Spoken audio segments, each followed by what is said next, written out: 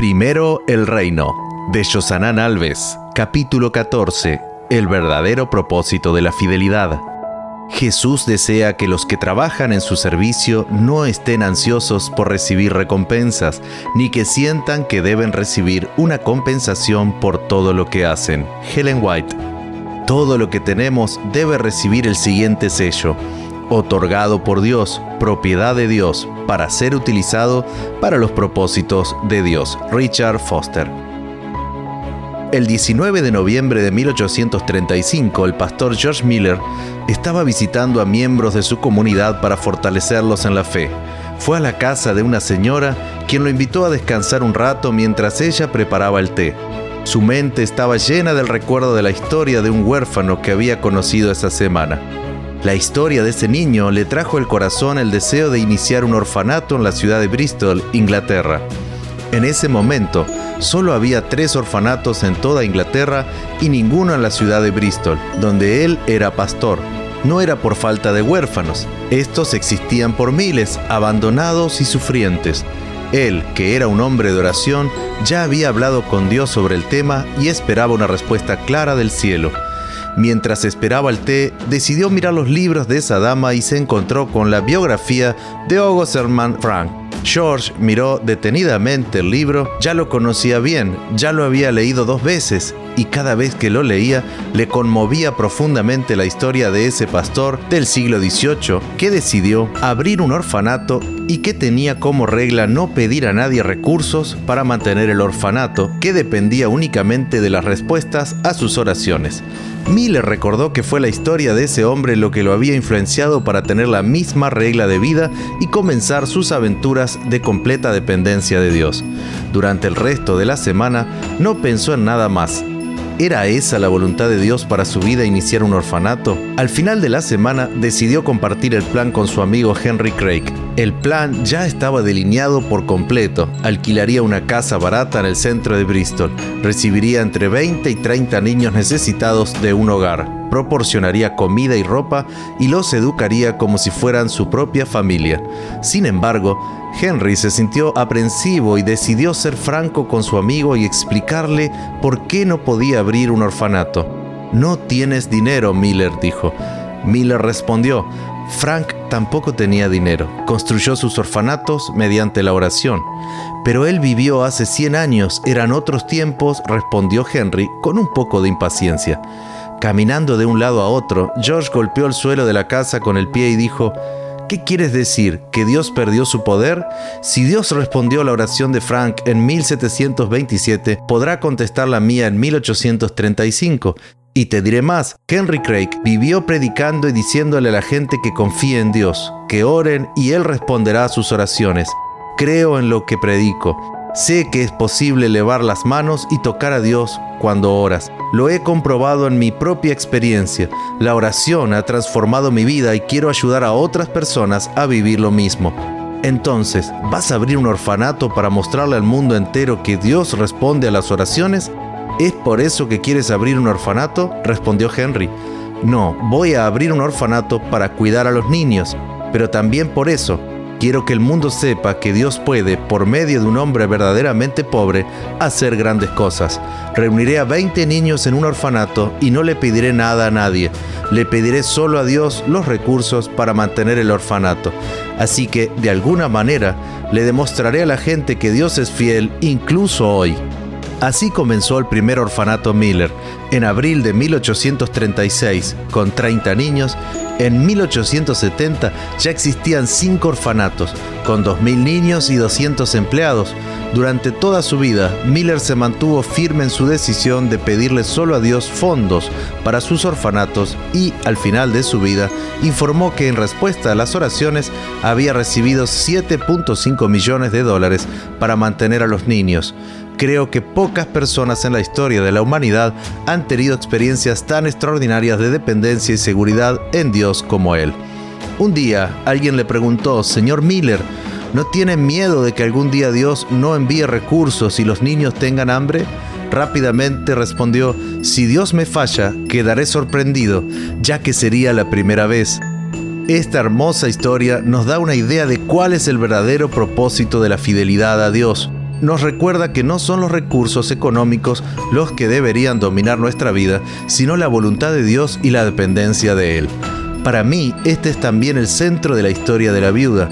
No se dejó dominar por la incertidumbre de los escasos recursos, estaba dominada por la dependencia de un Dios poderoso. Jesús felicitó esa actitud. El verdadero propósito de la fidelidad no es recuperar lo que damos, sino transformar nuestro carácter y volvernos dependientes de Dios.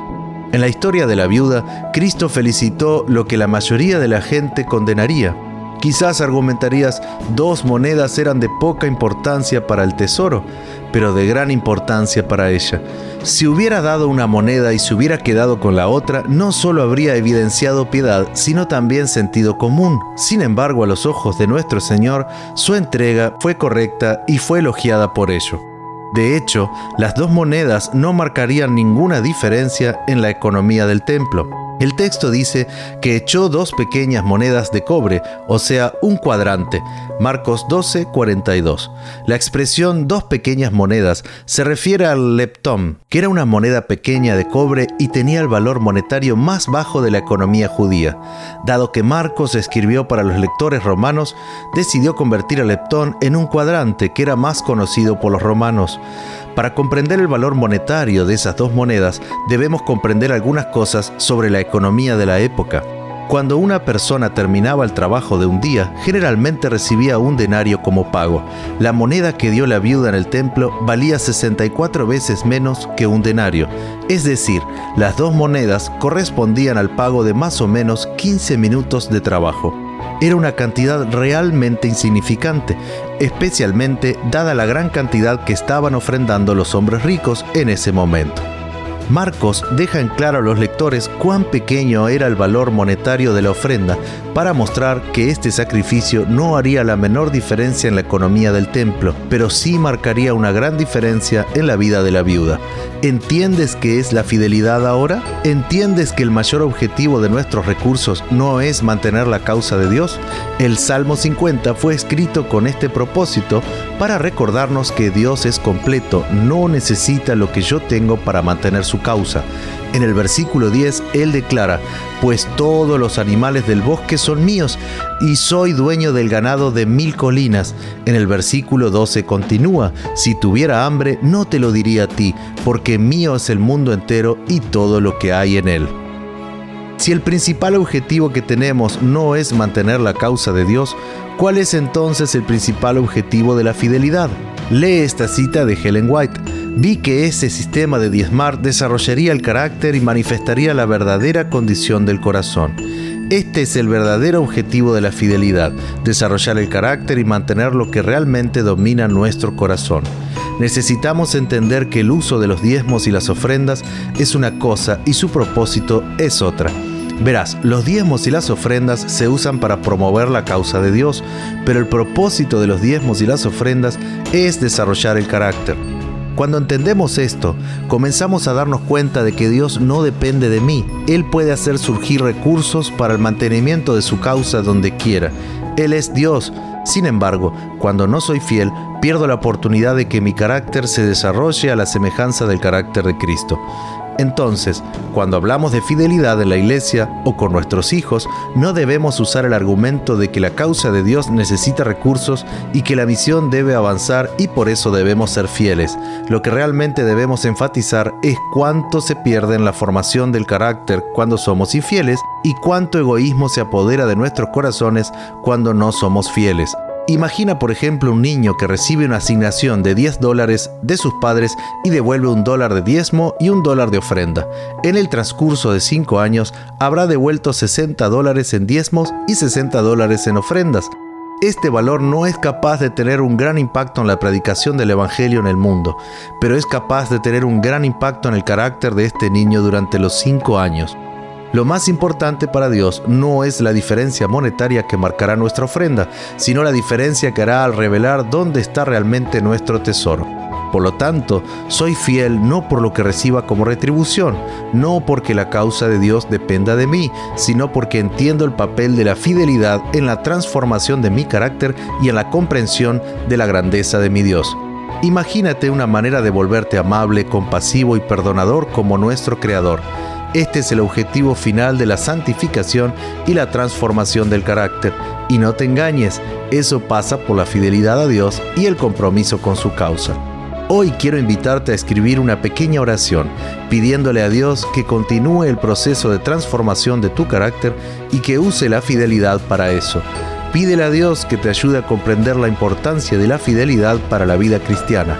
Además, pídele que te ayude a ser fiel en todos los aspectos de la vida, incluidos la devolución de los diezmos, las ofrendas y la ayuda a los más necesitados.